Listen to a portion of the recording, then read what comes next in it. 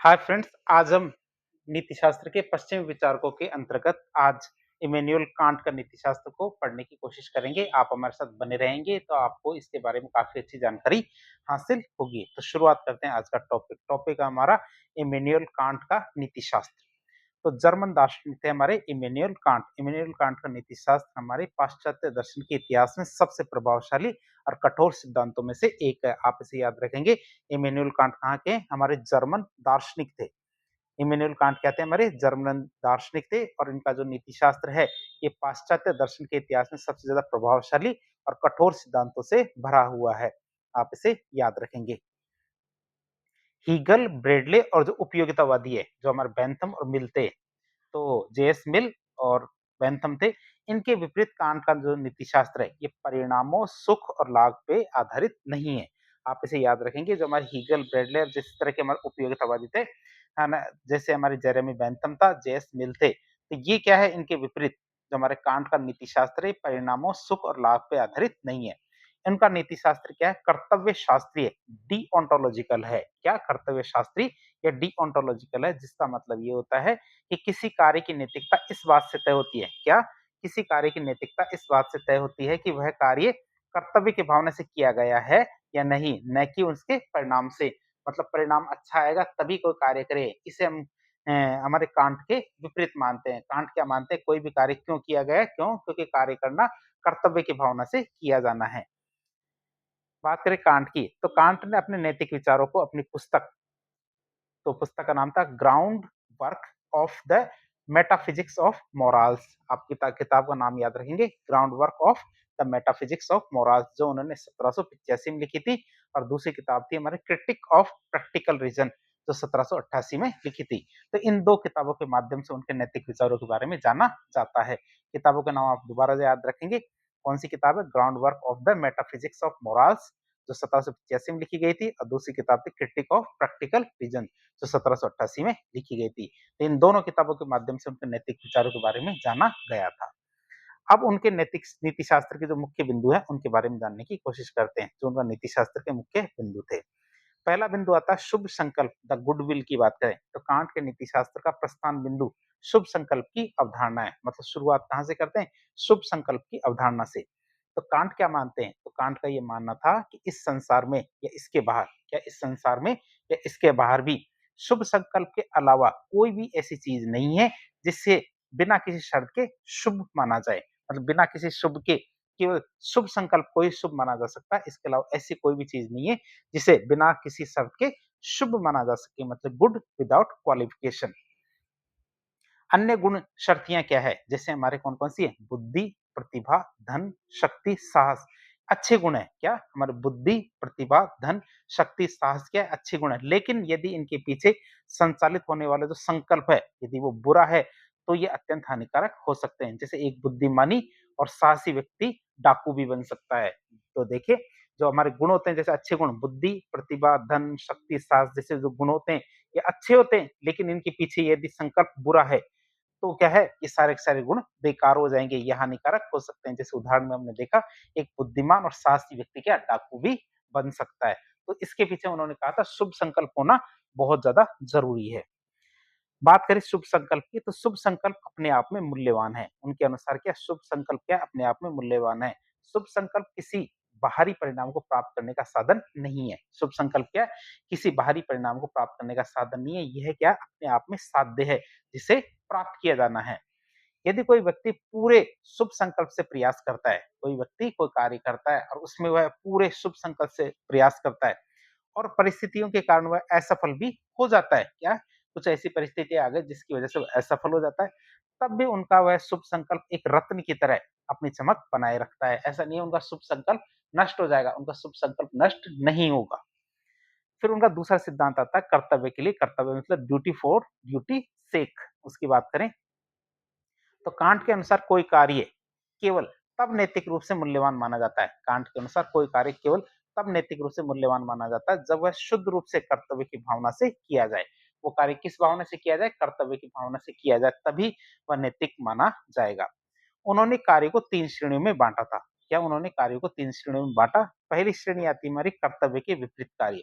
जैसे चोरी करना, झूठ बोलना, ये पूरी तरह से अनैतिक होते हैं। क्यों? क्योंकि कर्तव्य के विपरीत कार्य होते हैं, एक्शंस कॉन्ट्ररी टू ड्यूटी। दूसरे कार्य होते हैं हमारे स्वार्थ या झुकाव के लिए किए गए कर्तव्य सम्मत कार्य, मतलब कर्तव्य का तो पालन किया गया, लेकिन वो किस कारण से? स्वार्थ या झुकाव की वजह से। तो जैसे दुकानदार के द्वारा अपनी साख बनाने के लिए क्या? जैसे एक दुकानदार के द्वारा अपनी साख बनाए रखने के लिए ग्राहकों को सही दाम पर सामान देना, ये कार्य तो सही है, लेकिन उनका कार्य सही क्यों है? क्योंकि वो कैसे है? स्वार्थ है, मतलब उनका उद्देश्य क्या? स्वार्थ या लाभ है। कांट के अनुसार ऐसे कार्यों का कोई नैतिक मूल्य नहीं होता, जो किससे प्रेरित होते हैं? स्वार्थ से प्रेरित होते हैं। तीसरे प्रकार के कार्य आते हैं उनके अनुसार, तो कर्तव्य की भावना से किए गए कार्य, एक्शंस डन फ्रॉम ड्यूटी। तो जब व्यक्ति बिना किसी व्यक्तिगत लाभ, दया, भाव, भय, झुकाव के केवल इसलिए कोई कार्य करता है, क्यों? क्योंकि उसका ये कर्तव्य है कार्य करना। क्या? उसका कार्य करना उसका कर्तव्य है, तभी वह कर्तव्य की भावना से प्रेरित होने वाले कार्य माने जाएँगे।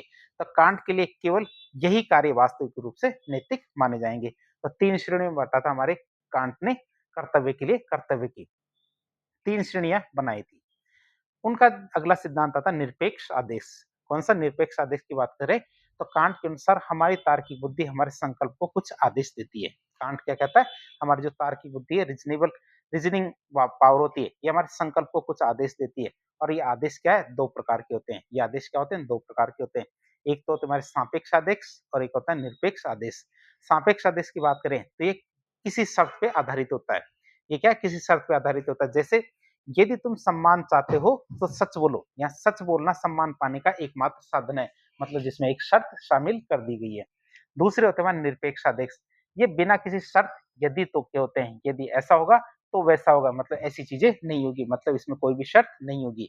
यह सीधे आदेश देता है, मतलब सच बोलो, इसके पीछे कोई कारण नहीं है। क्यों? क्योंकि सच बोलना अपने आप में तार्किक कर्तव्य होता है।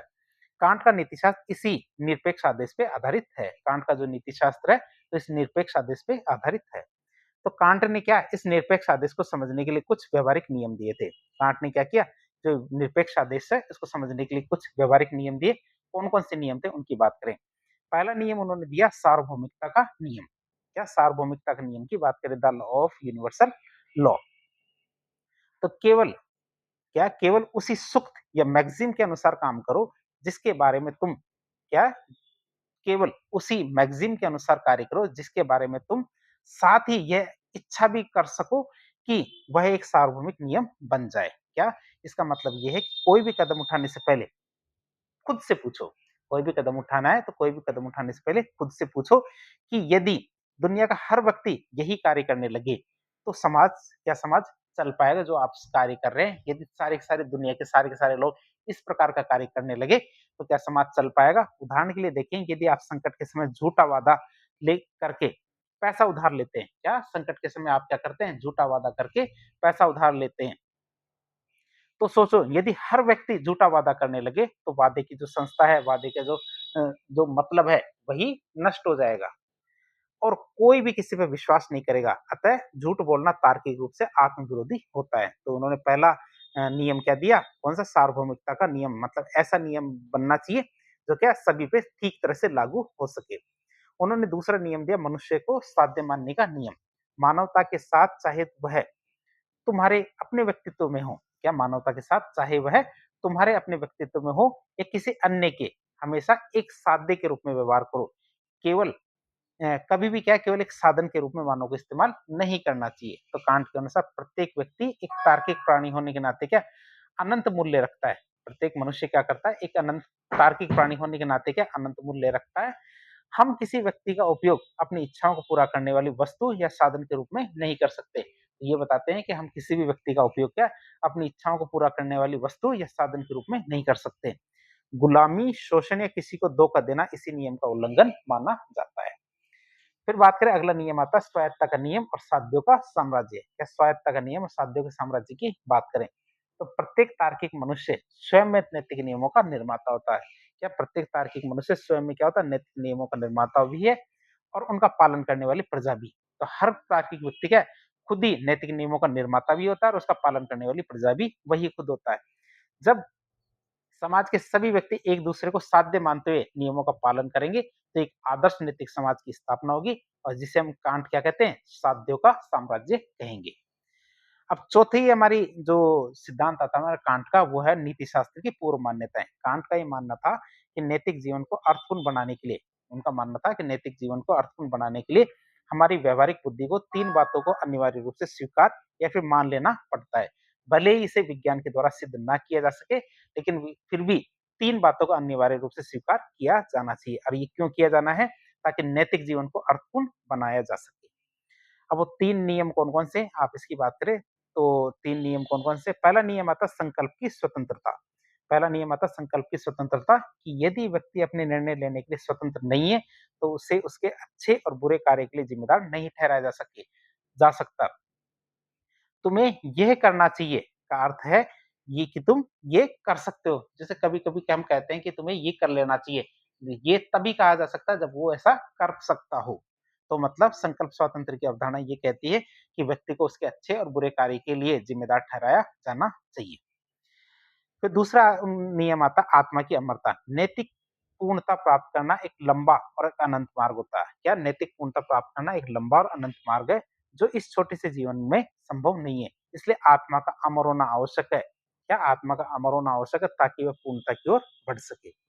अब ईश्वर के अस्तित्व के बारे में हमारे कांट साहब क्या कहते हैं कि वास्तविक जीवन में हम ये देखते हैं कि ईमानदार लोग अक्सर दुखी रहते हैं। क्या?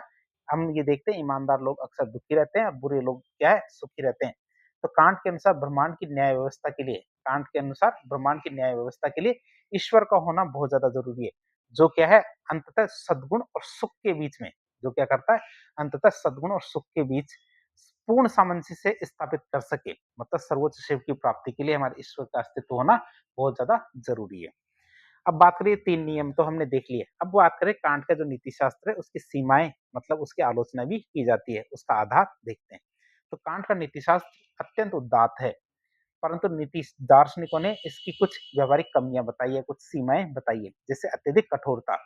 तो कांट के नियम इतने निरपेक्ष है कि वे किसी अपवाद को स्वीकार नहीं करते। उनके अनुसार किसी निरपराध को की जान बचाने के लिए यदि झूठ बोलना पड़े, क्या किसी निरपराध की जान बचाने के लिए भी यदि झूठ बोलना पड़े, तो वो भी कांट के अनुसार पाप है। आलोचकों का मानना है कि वास्तविक जीवन में कर्तव्य के बीच टकराव होने पर यह दर्शन क्या स्पष्ट मार्ग नहीं दिखाता कि कैसे नैतिकता को आगे बढ़ाया जाए। फिर भावनाओं की उपेक्षा की बात करें तो कांट दया, प्रेम, सहानुभूति के लिए, क्या दया, प्रेम और या फिर सहानुभूति के लिए किए गए जो कार्य होते हैं, इनको नैतिक मूल्य नहीं देते। यदि आप अपनी माँ, बीमार माँ है, उनकी सेवा कर्तव्य भावना से नहीं करते, बल्कि केवल एक मात्र प्रेम के कारण कर रहे हैं, तो कांट की दृष्टि में उनका कोई नैतिक मूल्य नहीं है, जो क्या अमानवीय प्रतीत होता है, अमानवीय जैसा लगता है। तो निष्कर्ष के रूप में देखिए कांट का जो नीति शास्त्र है उसके बारे में, तो तमाम आलोचनाओं के बावजूद इमैनुअल कांट का जो नीति शास्त्र है, ये मानव गरिमा, अधिकारों और कर्तव्य निष्ठा का सबसे बड़ा संरक्षक है। उन्होंने साफ साफ बताया था कि नैतिकता कोई बाहरी दबाव या केवल सुख दुख का गणित नहीं होता, बल्कि ये मनुष्य की अपनी तार्किक अंतरात्मा की स्वायत्त आवाज होती है, जिसका सम्मान करना ये मनुष्य होने की असली पहचान होती है। तो इस तरह आज लेक्चर के जरिए हमने कांट के नीति शास्त्र को काफी डिटेल से जानने की कोशिश की। तो इस प्रकार के इन्फॉर्मेटिव वीडियो देखने के लिए हमारे चैनल से जुड़े। वीडियो यदि पसंद आता तो वीडियो को लाइक करें, चैनल को सब्सक्राइब करें, अपने दोस्तों के साथ शेयर करें। धन्यवाद।